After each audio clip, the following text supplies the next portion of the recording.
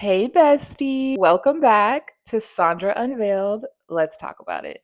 This is episode 5. Today, we have a special guest named Bree. Hey, Bree. Welcome. I'm going to let her introduce herself really quick. I am Bree. I'm 33. Sandra and I have known each other for about 8 years now. She reached out asking me to be her first guest on her podcast, and I was so grateful to be here, grateful to be thought of, and I love Sandra and her heart. She is an amazing person, so I'm excited to be here. Thank you so much for being here. Seriously. You were the first person I thought of when I was like, it's time to bring some guests on. Let's hear other people's stories of not only traumas, but their resilience and their ability to keep pushing forward. Those are the kind of people I want to interview.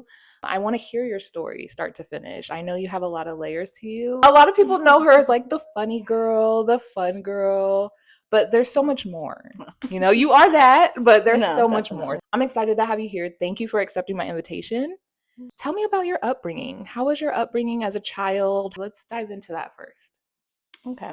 Well, I am the second oldest of 6 kids.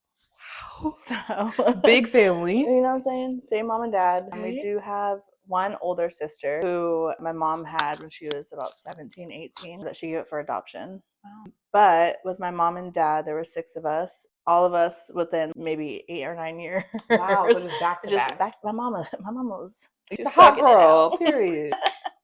She had her man and she was making them kids. So as a young child, like my dad was alcoholic. Okay. Both my parents were on drugs. My dad was also a big time drug dealer back in the day. Ooh. So, not the safest environment. Right. Like my parents tried their best to like support and do all the things, but when I was 6, we actually got raided by a SWAT team. Oh my gosh. So to pause on that really quick, as a 6-year-old, I can imagine that was probably traumatizing, having people rush up in your house like that. Yeah, How did you feel? It was actually really crazy. So my dad just has like this sixth sense about him. Yeah.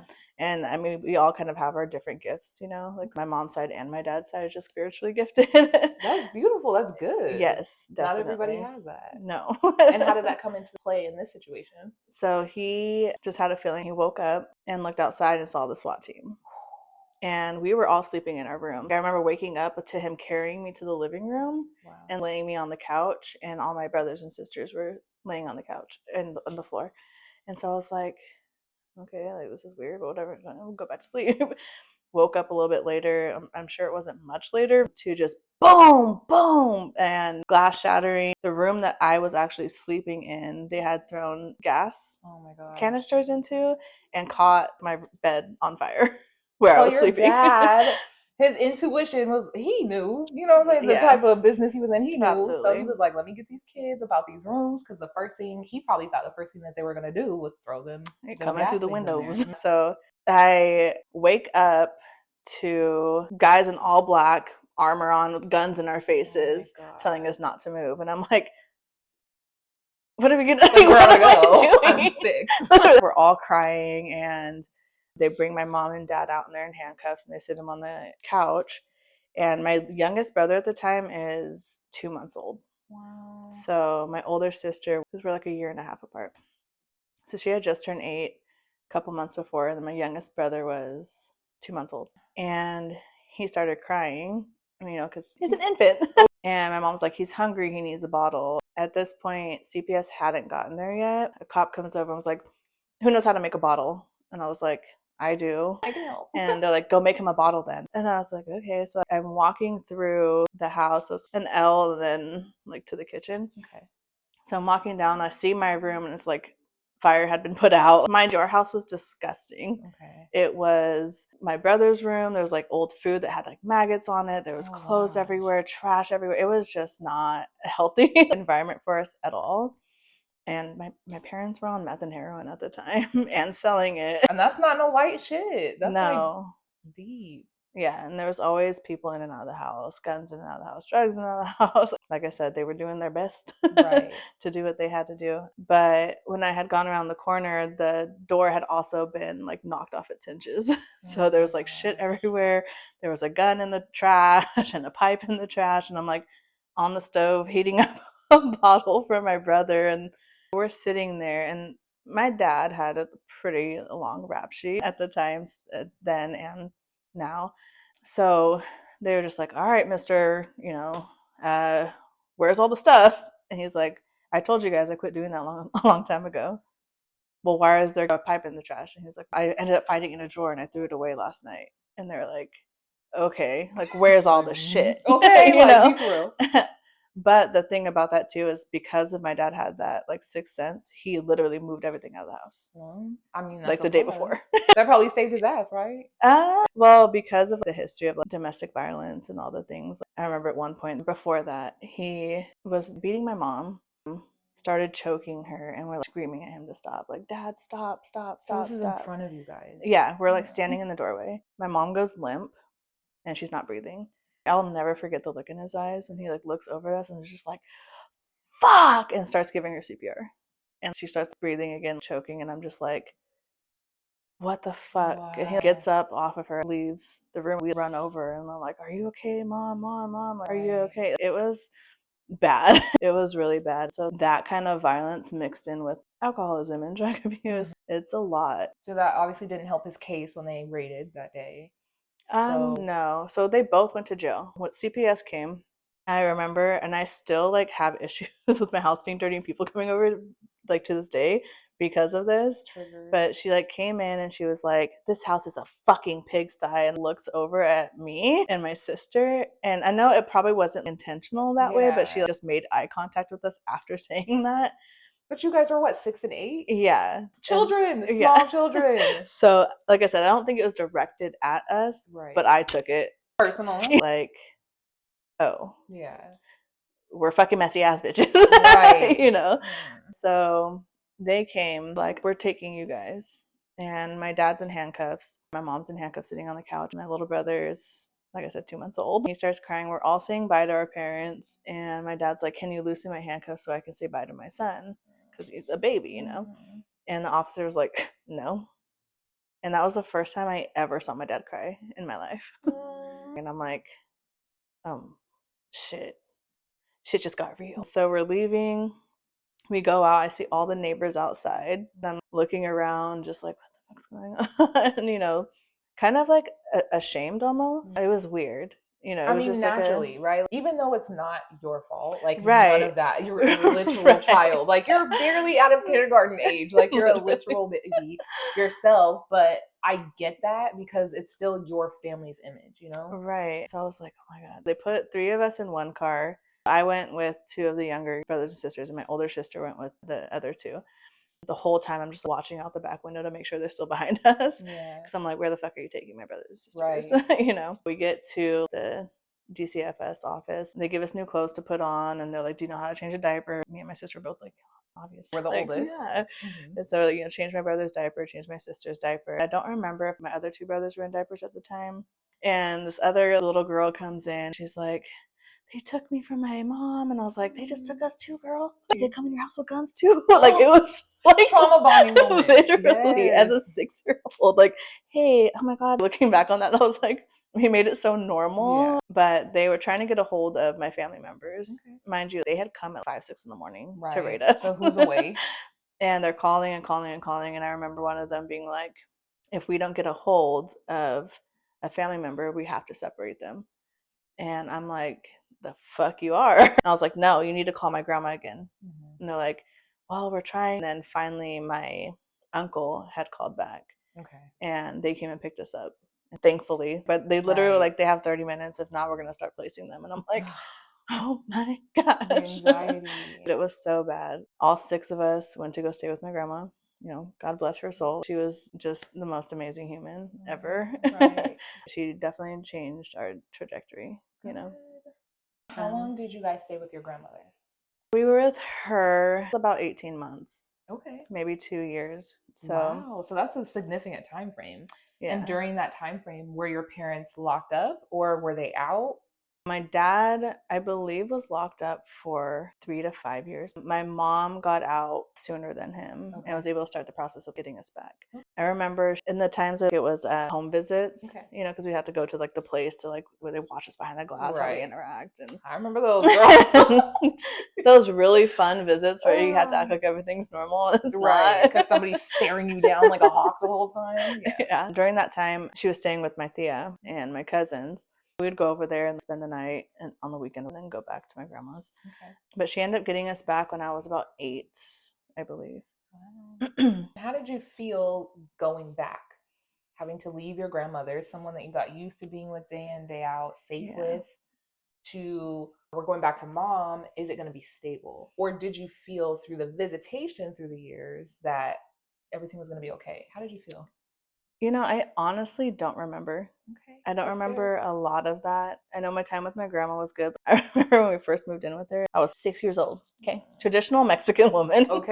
And she's like, you don't know how to do laundry? And I'm like, no. And she's like, you need to learn how to cook and clean, because if you don't, no man will ever want you. And I'm like, okay, Abuelita. I'm just looking at her like, okay. We were scrubbing the floors with bleach on our hands and knees. Like, that's how I found out I was allergic to bleach. But, you know, just super, just like be on your cleaning, cooking, taking care of the kids, especially as like the 2 older females of 6 kids. Like, we were definitely parentalized even then with my grandma, because that's how she was raised. She's the oldest of 11 children, and she was mom. Gosh, you come from a huge family. I definitely do. And is this your grandma from your father's side or your mother's side? My dad's mom. So very traditional abuelita. And then transitioning back to your mother's, how was that at 8?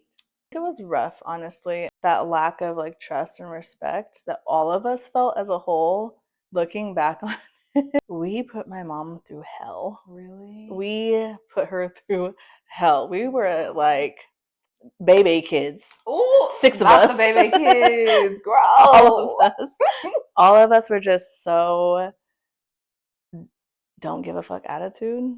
Do you feel that came from a place of, like you just said, lack of trust for her to care for y'all?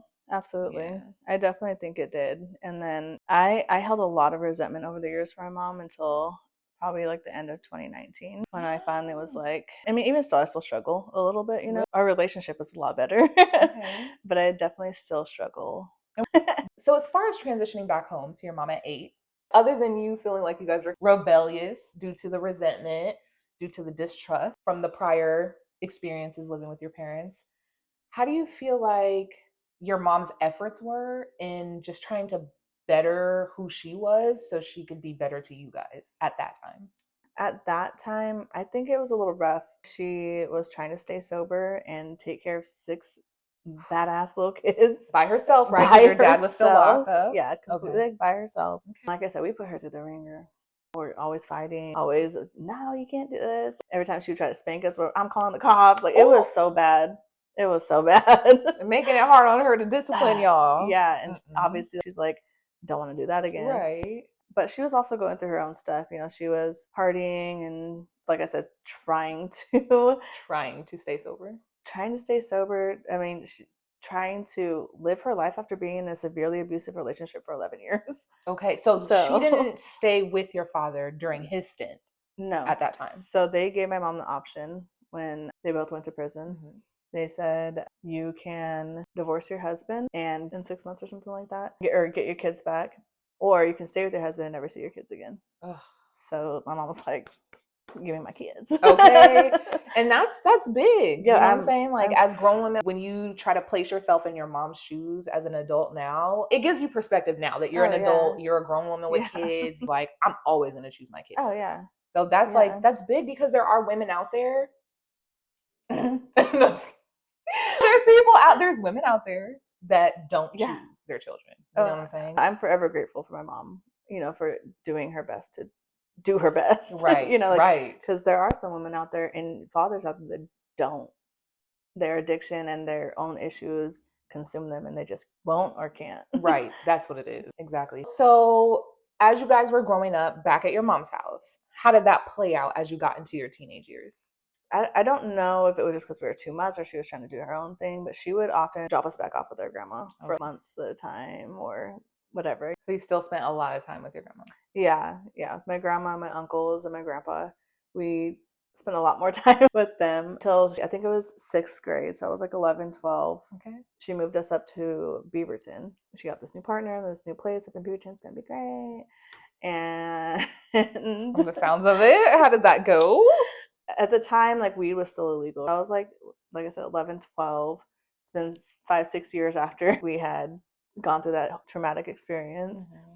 I find weed under her bathroom sink and I lose my shit. Oh no. My mom's gone at the time. She comes back and I'm just like, you selfish fucking bitch. Oh. How fucking dare you? We just fucking went through this. You just got us back again. How dare you? And you were what, 12 you said? 11 or 12, yeah. Okay. And she's just crying. I'm so sorry.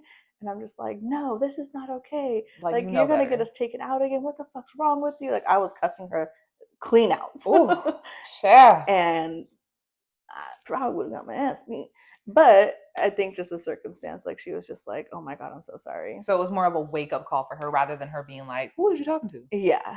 And we all went to go live with my grandma again. Really? Mm-hmm. Wow. And she was getting her life together, doing her thing. Stayed with her till I was about 13 with my grandma. I think between that time, that was a little blurry, but I think my mom did get us back for a little bit. And then we went to go stay with our grandma again. But I remember one time she came down to visit, and my mom was pretty abusive to us when we were younger. She was like whooping our asses one at a time, everyone getting in line with a paint stick, like. And my grandma. Did you say paint stick? A paint stirring stick. Child. Like, you know the. Like, oh, honey, yes. So my brothers had like stuffed a bunch of underwear in there. Like, you're not gonna get me today, okay? I'm like, why didn't I think about that? Now look at my dumb ass just sitting here getting whooped. Well, then she tore them all out, whooped his ass, and I'm like, oh my God. And so it's my turn, and she's just whack, whack, whack, broke the paint stick on my ass. Broke the paint stick on your ass, child. Ooh. I was sobbing. Like, not us sitting here laughing like normal. I laughed through my trauma, guys. Same. I'm sorry. Just... My mom hates it now that we like talk about these things and like laugh about it. She's like feels so bad, like as a healed woman now, and she was just like, "I'm so sorry." I'm like, "It was what it was." I'm like, "We're still here." Right.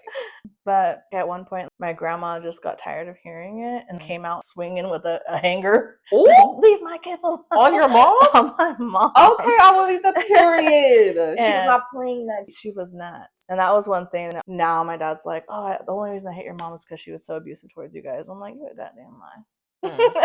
I mean, because my dad was abused when he was a child, severely like thrown against the wall by his dad. And so he rarely spanked us. I probably got my ass whooped the most by him because I'm a hard-headed motherfucker and I don't listen. I really have to learn the hard way sometimes. Is it the Pisces in us? I don't know. It might be. Because real. I can relate. And I'm like, you said don't do that? I'm going to do it. Let me just do it. Just let me see what the consequences are. Is it really going to be that bad? Yes, I understand, girl. We are hard at it. Okay, anyway. My grandma also, like, didn't really put up with that kind of stuff. After that, like, I just remember my mom being like, get all your stuff, we're leaving. And we were like, no. My grandma's like, you're not taking these kids. No, you're not taking these kids. She had left. She came back, and I was like 13 at this time. Okay. So she came back and was just like, hey, this is my new partner. This is her name. And I was like, who the hell is this bitch? Right. So she was openly bisexual. Yeah. Okay. So this was like I think it was like her 3rd or 4th partner that we had met that was a woman. Oh, okay. So it wasn't a shock to you at this point? No. At 13, right? Is what you said? Okay. Before, we've already been introduced to like some of her boyfriends, and the majority of them were like women. Okay. So a little mixture, you know? But I was just like, what the fuck is this lady? Right. And then she's like, oh, and we're moving to Miami. And I said, what? The fuck do you mean we're moving to Miami? Yeah, that's a jump. Yeah. Working to Miami? Okay. Was it just her and the woman, or was she insinuating that she was taking y'all? Nah, she packed all of us up and flew us to Miami. Shut up. To live with this woman. And how did your grandma feel? Like, what did she say? She was probably distraught. She was just like, what are you talking about? Like, what do you mean? So she was not happy about y'all going to Miami. No, but she wanted us all to be baptized before we left. Okay. So we all got baptized, or the ones that were old enough, because in the Mormon religion, you have to be 8. Okay. Yeah. So you grew up Mormon? Catholic and Mormon, yeah. Okay. Yeah, so, but anywho, we don't talk about that. So how was it moving to Miami for you? At first, I was so pissed because my dad was in prison again at the time. And I'm like, what about my dad? Right. What about my grandma? What about my cousins? What the fuck? Everything you know. Yeah, I'm like, what the hell?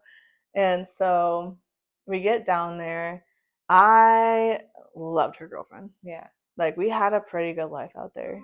We lived in this gated community and like a 3-bedroom house. And, you know, I got accepted to one of the magnet high schools out there. You have to apply to get into high schools like that aren't, they're like numbered A, B, C, D, F. Okay. And so if you want to get to an A or B school, which is a magnet school, you have to apply like college. You were accepted. Mm-hmm. Period. So I got accepted to one of them, and it was in the culinary program. Nice. So yeah, so okay, that's why you be chefing it up, girl. She be cooking. She be cooking. Okay, that's why you be cooking. Period. But I only stayed there for 1 year because we moved back. What happened with that? Like, how did you guys end up moving back? They had issues. They ended up getting married.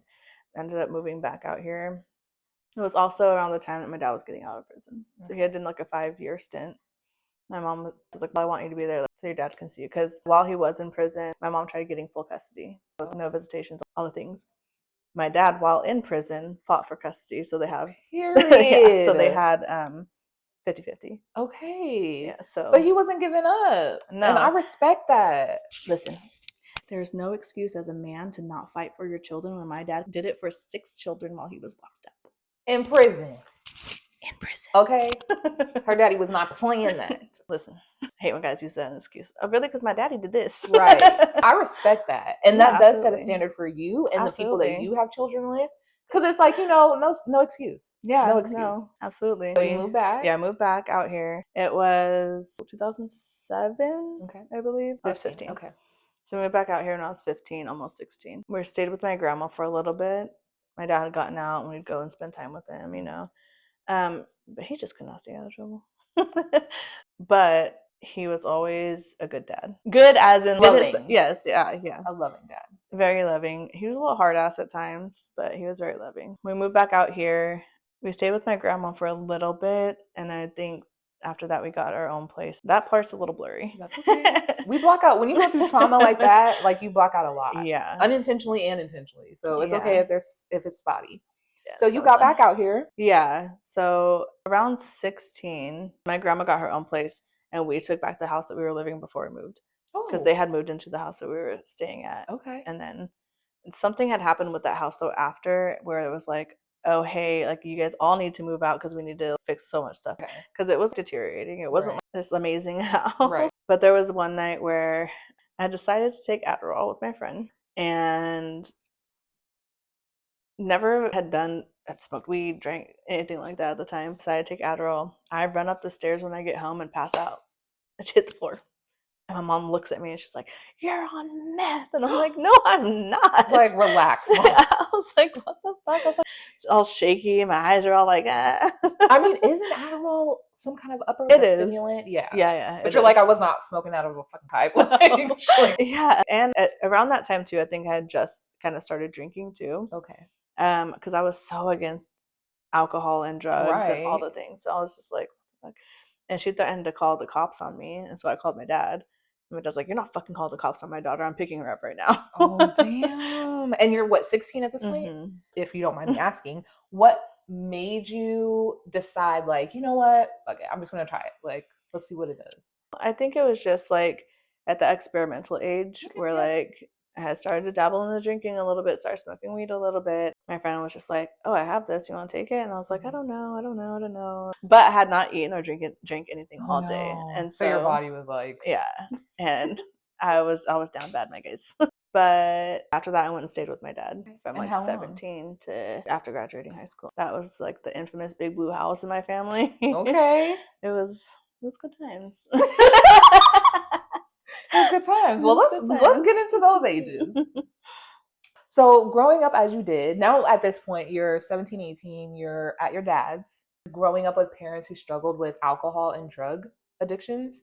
How did you feel like it affected you? Like after the Adderall incident, do you feel like you fell a little bit more into experimenting? I definitely feel like, I guess compared to some people, I was like a late bloomer because I didn't really start doing stuff until I was like almost 17. Oh, okay. Yeah. Yes, ma'am. But I did experiment a lot. Like once I moved in with my dad is a person that is really big on honesty, and it kind of instilled that like if you're not a man or woman of your word, then like that's the only thing that you have. Period. So if you can't stick to your word, like figure it the fuck out. Girl, so you can stick to it. That's me to this day. I'm like, so sticking to your word is everything to me. Right. Integrity is what it is. Yes. And so I know, like, even to this day, I know if I'm like, my dad tells me something, I'm like, give me your word. If he won't give me his word, like, or he'll tell me I can't give you my word on that, and he's honest, you know what I mean? He'll be dead ass, or he'll be like, I give you my word. I'm like, all right, and I know I can trust it. So with my dad, I had just turned 17 actually. We had this big blue house in my family, my friend group. They remember the big blue house. There was 15 motherfuckers living in that house. Damn. Was it all family or all was family? It all family? So it was me, 4 of my brothers, because I did end up having 2 more siblings with my dad and my dad's wife. Okay. There's my cousins, my uncle, my dad, his wife. I don't remember it, honestly. And that's where you fell into experimenting. My dad was one of those parents like, well, if you're going to get high or drunk, I'd rather you do it here. So I know you're safe and I can watch the people that you're bringing around you and all those things, which was fine because, I mean, at the end of the day, there were some people that we shouldn't have been fucking with. And my dad was like, they're not allowed here anymore, and ended up doing like fuck shit to other people, you know? So we're like, okay, we get it. At the end of the day, it protected you. Yeah, absolutely. I think when I got pregnant with Isabella at 19, it was like obviously like a little bit before that. It was like when I kind of just was like, I'm good on all of that. But ecstasy, I left in high school. Like I didn't really do it after that. I think I did it maybe 6 times. So it wasn't like every day I'm at a fucking rave in my living room. You know what I mean? Okay. But so it didn't have too much effect on you because you saw how much it affected your parents that you were just like, no, I'm never going to be addicted to something. Yeah. Before we dive into you meeting your first child's father, growing up, how you grew up with the abuse, with the neglect, with the having to witness domestic violence, having to move back and forth here and there, did it make you ever angry towards your parents then and now? Did it make you resentful towards them? How did it affect your relationship specifically with each parent? Yeah, I was really angry and very resentful towards both of my parents.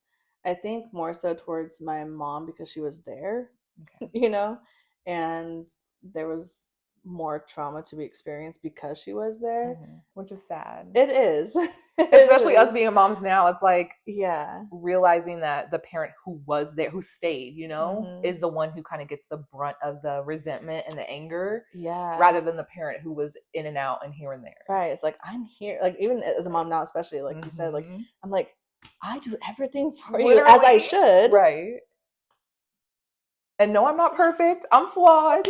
But why does this motherfucker get a pass and y'all look at me like I'm the bad guy? Right. Daddy's the greatest in the world, but I'm over here, I'm just the biggest piece of shit. Right. Because I hold you accountable. Okay, I feel you.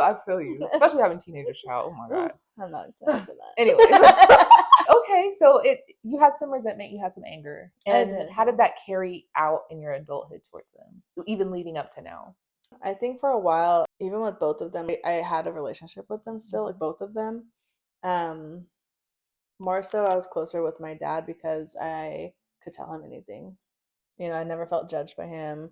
He would hold me accountable, but he was more so of like advice. Yeah. You know, like telling me like, and he'd because I'm so hard-headed, he'd always tell me, look, I'm not trying to tell you what to do because you're not going to fucking listen anyway, but I really suggest. But there are definitely times like when I had lived with my dad during that time until I was like 18 that we had gotten into it. Yeah. You know, especially when he'd put his hands on his wife. Okay. I remember like I throw him across the room one time, like, what the fuck did I get this drink? Mind you, this motherfucker's like stacked, just got out of prison. Like, and I threw him across the room. Because you were just sick of that shit. Like, yeah. And well, my younger brother and sister were watching their mom get her ass beat. And so I was like, oh hell, we're not doing that. That probably gave you PTSD. Absolutely. Yeah, remembering your mom. Absolutely. And that's exactly, I was just like, move. And I like went in the room and just like threw him. And I was like, knock it off. And I told her too at the time, he's going to kill you if you don't leave. You need to leave. But I love him. I'm like, at this point, it's above me. It's above me. It's above me. At the same time, it's above me now. Like, what can I do? You know? There's nothing. Yeah. So then you had a lot of that resentment. Yeah. How did it play out through the years leading up to you now? And where do you stand now with how you feel towards your parents? My dad and my mom, and they're both my best friends, honestly. I love that. Yeah. made me cry. Shout out to mom and daddy. But they're both my best friends. I think it took a little bit longer for my mom, like my relationship to repair with my mom, because I just didn't understand a lot of it. Okay, my dad had already told me, this is who I am. I'm probably never going to stop using meth. You can accept it or leave it. And I was just like, you're a real fucking cold motherfucker for that shit. Like, I mean, I appreciate the honesty, but damn. Like, I love the honesty, but yeah. God damn. Yeah. You know, and he's like, I'm a career fucking criminal. What the fuck do you want from me? I've been doing this shit since I was 11 years old.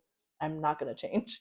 And I was like, damn. And I separated myself from him for a little bit because I was just like, I love you. Thank you. But I was at the time where it's like started having my kids. Yeah. And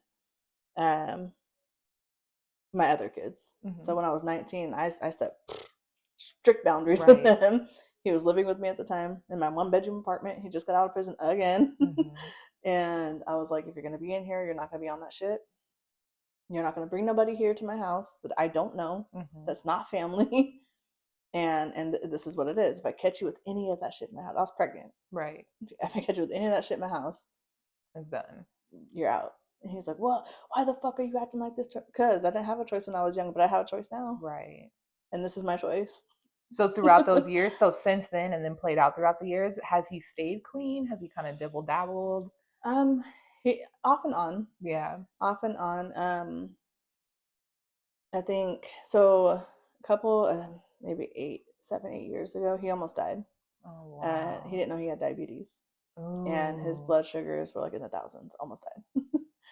Like, girl, it was bad. And at the time, I was the only one out of all 8 of my siblings that was talking to him. Oh. So I had to call everybody, and he's in the hospital. Like, his organs are failing. Like they're saying we don't know if he's gonna make it. Like, come say hi or bye. You know. Right. Was that a shift in your guys' relationship for you? Did it bring you guys closer? Did it make you have a little more resentment because you were like, what the fuck? Like, when are you gonna stop? No, I think that just I had accepted that he's not gonna change, and I still loved him and I still cared for him, but there were boundaries. Like, don't come around me if you're high. Right. Do not come to my house unless you're 2 weeks clean. Okay. And don't bring that shit in my house. Don't bring no random people to my house. Okay. So this is like when I had, been married and had my kids and all the things. And he respected that. I would ask him, are you high? Yeah. Have you been using? When's the last time you used? And he'd be honest. Yeah. So it was like, okay. That's probably what made you guys so close, is he was honest. It was never a facade trying to pitch to you like, I'm gonna be this. And it wasn't that. It was like, this is what it is. So yeah. I'd rather be honest and transparent with you than tell you something just because you want to hear it. Exactly. And then you'd be like, well, I thought you said this is me. Like, this is me. Yeah. Like, listen. No, I respect that. And I love that about you, because I sensed that from you the moment that we met face to face, not just being friends online, but from the moment we met face to face. I was like, she's about her shit. She's not fake. She's genuine.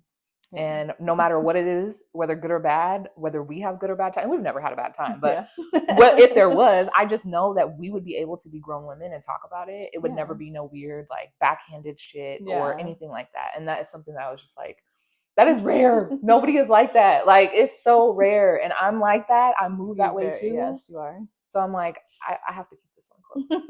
This gotta be like, hey, girl. Period. So even through the years, he just kept it real about who he was, where he's at in life. And for you, that kept your guys' relationship intact. It didn't break it, because as long as he was honest with you, that's all you wanted.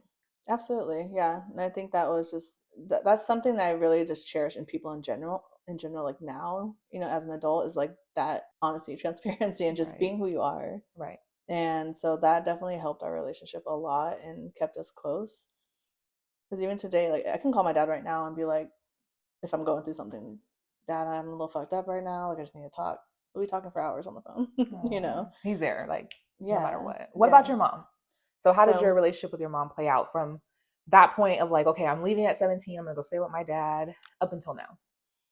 And your upbringing, like, how does it still affect your guys' relationship from then till now? Yeah, so with my mom, I think it was a little different just because it was hard to wrap my head around like why she was the way she was, you know, like why did she keep dropping us off? Why was she still partying? Why was she doing these things? And I just didn't understand. And so when I had gotten pregnant at 19 with my first daughter, and then, you know, after like losing her, and I think she was there for me the whole time in the hospital and everything. I think a couple months after, she kept saying like our baby, our baby, our baby, and I was like pissed. I was like, she's my fucking child. It was triggering for you. It was so triggering. And did that affect so, your guys' relationship? I think it did a little bit. Just I want to wrap because around to the experience with you having your first child, yeah. but did that particular experience and her not respecting that boundary of like, that's not your child, that's mine, and that was my experience, did that affect your relationship at the time? I think it did. I also just spiraled after that. Okay. I was like Fair drinking enough. all the time, smoking weed all the time, and just doing reckless things because I was just like, I just lost my world. Yes, Fuck everything. yes, understandable. So I wasn't really around family a whole lot Okay. during those times. And then when did you wrap around back to connecting with your mom after that experience? we were always like still Okay. like, you know, in contact and talking and here and there. I just didn't feel the closeness, and I still had so much resentment. Just so much resentment. But at the end of 2019, I had gone out to eat with a friend of mine, and he was like telling me about his experience with his family and his mom, and he was just like, I could never hate my mom because she worked her ass off to get all of us back out of foster care. And he's like, no matter what the fuck she did and whatever the fuck happened, I could never hate my mom, and I'll always be grateful for her. And I was just like, damn. It gave you perspective. It did, because I was like, I couldn't imagine. I'm okay. It's okay, Woo. I can get a paper towel. It's okay. You know, real demure. I got paper towels. Hey, listen. I forgot the tissues in the trunk. That's okay. Sorry. I couldn't imagine trying to stay sober, raise 6 badass kids by myself, and work full time and do all the fucking things as a woman, as a mother, as a healing from a traumatic fucking relationship. Yeah. Like doing all those things with 6 kids. 6. That's half a dozen. 1, 2, 3, 4, 5, 6. Okay. I got 3, girl, so I know. I'm like, that's what I'm saying. Like I read 6? Like I only got half of that, and I'm like, kudos, ma. Right. But you know, just thinking it gave about you perspective, that conversation. Yeah. It gave me so much perspective because I was like, damn, like that's real. My mom didn't have to get us back. My mom didn't have to continuously try to work on herself to be a better mother for us. She didn't have to do anything, and she did. You know, and even now, like, I praise my mom. Like, we have, you know, our own little issues here and there, but I praise my mom for doing the work that she does and being such a beautiful fucking woman and person and partner and mother and all the things that she is today, you know. And she paved the way for me to do my own healing and growing as a woman and as a mother and as a partner. Right. And I'm so fucking grateful for her as like a woman and a mother. Yeah, I think after that conversation with my friend, I texted her like this long ass message and it was just like, I get it now. You know, I really clicked. Get it. That moment it clicked. Yeah, that's beautiful. So I was like, okay. And now you guys are good. You said that both of your parents are your best friends now. Yeah, they are. I love them. And how are they both doing? Just briefly, because you know that's their life. Yeah. How are they both doing? You feel in life, just in general? I think they're both doing pretty good. My dad has his health issues, you know, from prolonged drug use and alcoholism. Right. So he has double kidney failure right now, and I'm sorry. Yeah, and you know, but he's doing all right.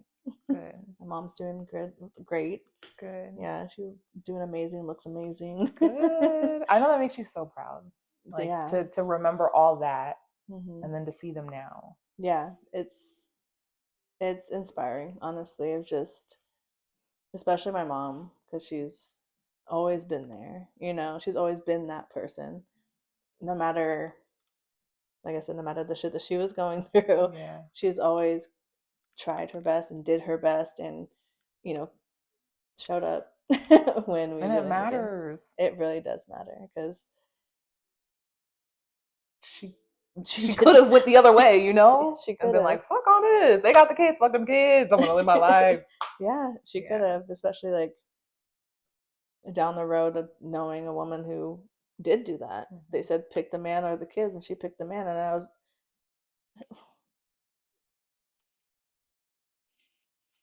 okay. Yeah. And she want to come cry in my face, and I'm just like, don't do that. So it definitely gave you different perspective, and it made you closer. It did, for sure. Good. And I'm happy for you that you got to have that, even now, that you get to have that experience with your parents, you know? Yeah. That it's past the storm. Yeah. Now you're on a level where you can relate, you can understand, you can see it from a perspective of an adult trying to raise children of your own. As a mother. Exactly. And while going through your own struggle, though, you know? Yeah. Your own mental and emotional health, and yeah, your own experiences of loss and abuse and neglect and addicts in your own life. So let's kind of dive into that if you're okay with that. Yeah. Okay.